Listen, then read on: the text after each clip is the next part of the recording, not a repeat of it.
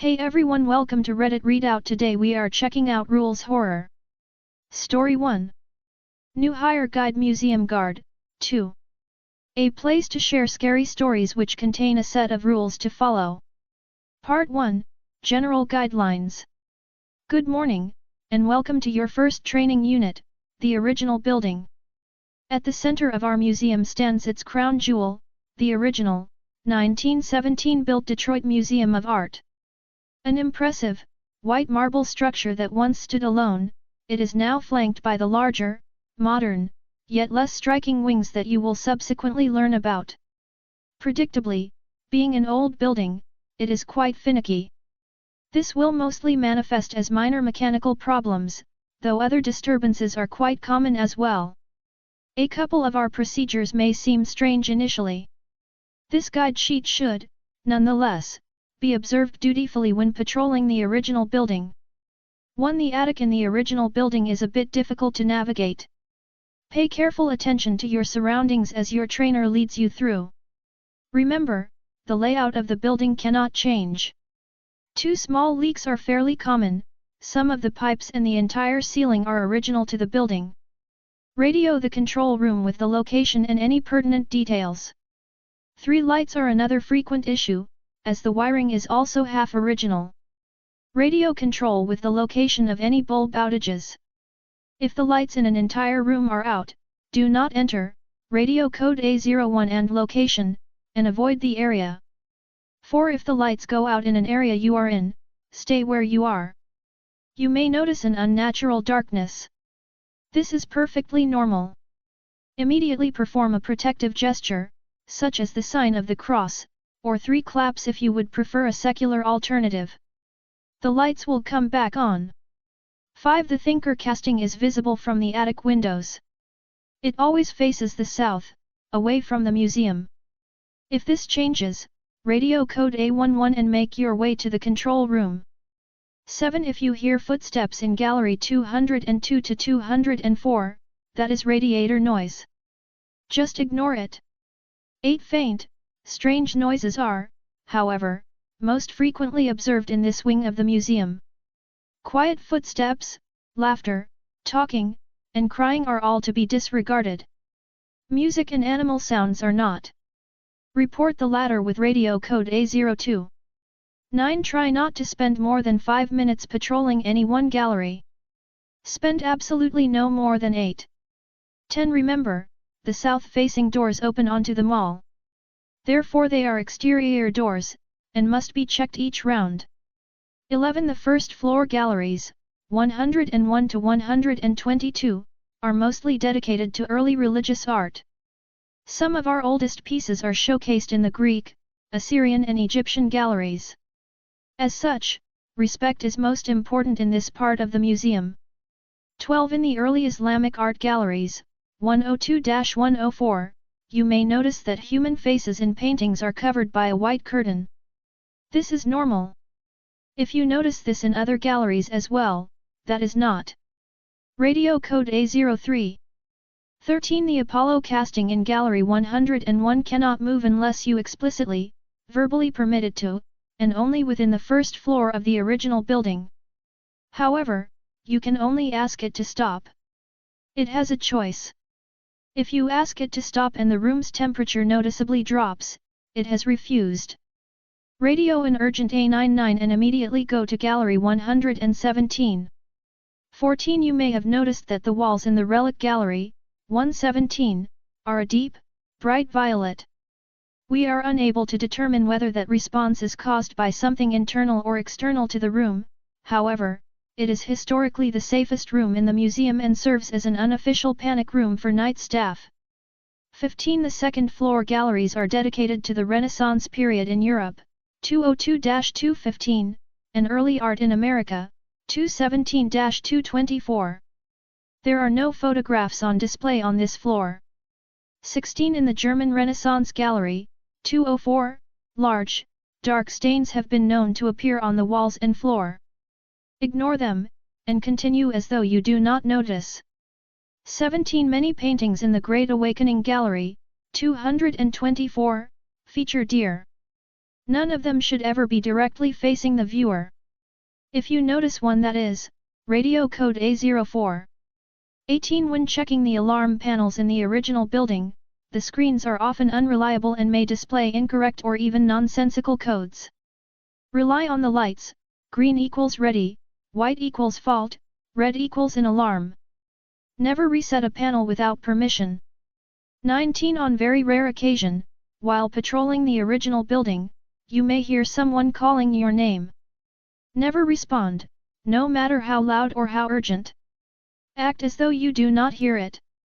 20 The following rule describes events that have only occurred once. This scenario is highly unlikely to occur again. Recently, in Gallery 209, a former employee suffered a serious case of Klage's delusion, meaning he saw two identical physical copies of himself walking before him side by side, and was unable to perceive his own physical form.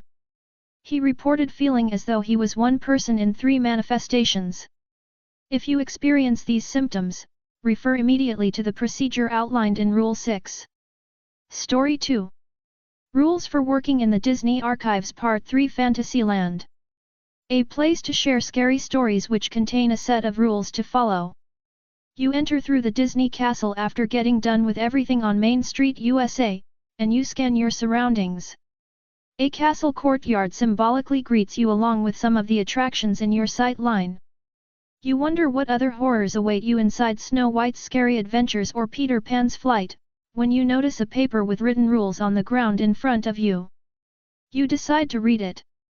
If you're reading this, then this means you've completed your tasks on Main Street, USA. You now begin your tasks of Fantasyland. You will begin in the castle courtyard area where you will pick up random trash to throw away in the trash cans. Stay out of sight from random ride animatronics and costumed characters. Failure to stay out of sight will result in you being held prisoner in It's a Small World, where you will be forced to listen to the song for all eternity. When you see a Disney Archives cast member walking around, feel free to approach them. They're very friendly and will help you during your job. Be nice to them, as they can switch sides very quickly if you're mean to them. You wouldn't want to have a hole shot through you by one holding a blaster from Buzz Lightyear's Space Ranger spin. A few shops are considered safe havens from the Archivians. These shops are the Mad Hatter, Merlin's Magic Shop, the Castle Heraldry Shop, Captain Hook's Galley, Sir Mickey's, the Glass Slipper, Brave Little Tailor's Shop, the Little House of Toys, and Geppetto's Shop. The shops are possessed by spirits who, although friendly, are strict on how you clean inside. Upset them, and they'll turn off the barrier protecting you from the Archivians. You wouldn't want to turn into a doll. Restaurants are off limits to hide in, as these are gathering places for the Archivians.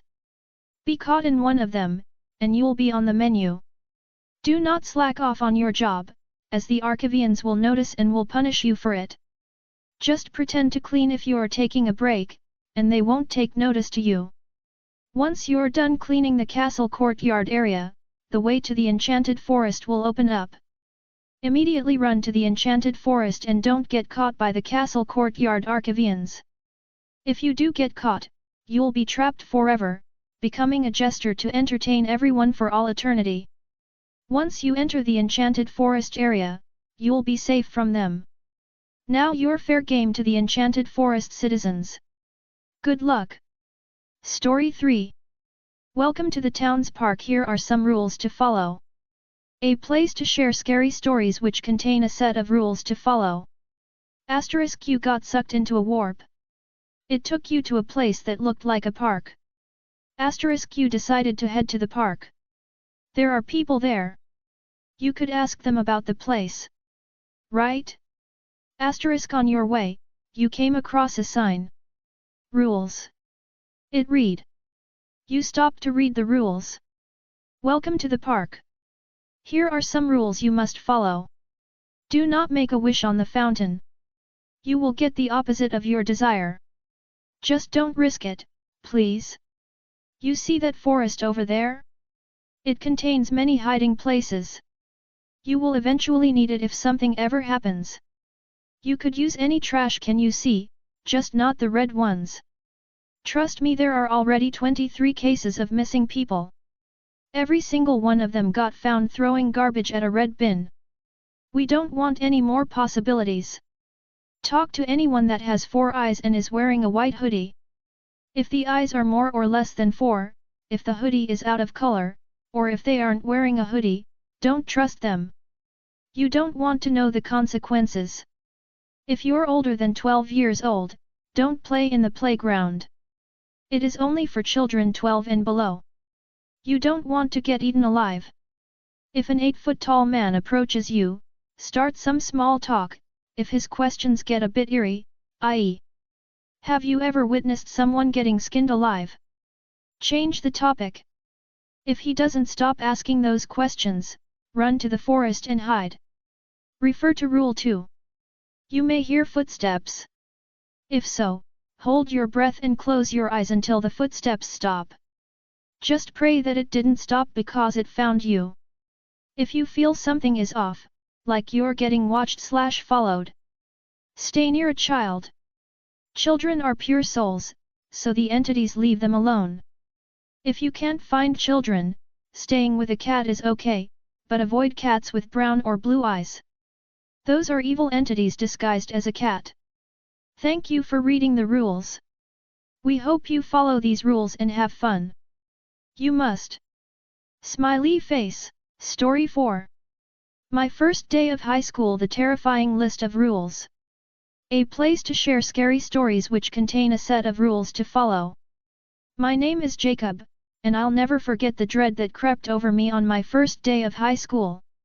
The sun had barely risen when I stepped into the imposing shadow of Monroe High, a place I had only heard rumors about. Rumors that never hinted at the nightmare that awaited me. As I entered the school's dimly lit main hallway, a strange sense of unease gnawed at me. My fellow students seemed just as bewildered, their faces edged with fear and confusion. The principal, a gaunt figure with piercing eyes, stepped forward and addressed us. "Welcome to Monroe High School," he began, his voice cold and unfeeling. "We have a unique system here to ensure our students develop resilience and determination." He cleared his throat and began to read a list of rules that sent shivers down my spine. There were 10 of them, each more twisted and terrifying than the last. As I listened, I couldn't believe what I was hearing. Rule 1, the school day begins at 6 a.m. If you're late, you'll become one of the lost. Rule 2, in the cafeteria, you must always share your lunch with someone you don't know. Refusing will result in severe consequences. Rule 3, in the school library, you must read aloud from a forbidden book. Do not stop until you've attracted the attention of something sinister. Rule 4, you must never look into the mirrors in the restrooms. If you do, you'll be haunted by your own reflection. Rule 5, after sunset, you must find a classroom with an open door and stay there until dawn. The rooms shift, and if you're caught in a dark hallway, you'll be taken by the shadows. Rule 6, attend the prom with someone who doesn't exist. Dance until your partner disappears. Rule 7, never ask a teacher for help, even when you're struggling. They will offer you a deal you'll regret. Rule 8, the lockers hold secrets. Open one, and you'll find something watching you. Rule 9, survive a night in the school's basement. You'll face your worst fear, and it won't be a mere nightmare. Rule 10, to graduate, you must be the last student left alive. As the principal finished reading the list, a malevolent grin spread across his face. I was left paralyzed by the fear that gripped me, unable to escape the horrifying reality of my situation. My classmates and I exchanged nervous glances, realizing that we were trapped within this nightmarish institution. The days that followed were a horrifying blur. The rules became twisted challenges, forcing us to confront our deepest fears, our darkest secrets, and the malevolent forces lurking within the school's dark corners. Friendships shattered, alliances formed and crumbled, and each day was a battle for survival. Over time, my classmates began to disappear one by one, as they either met their demise or were claimed by the school itself. The once crowded halls grew eerily silent.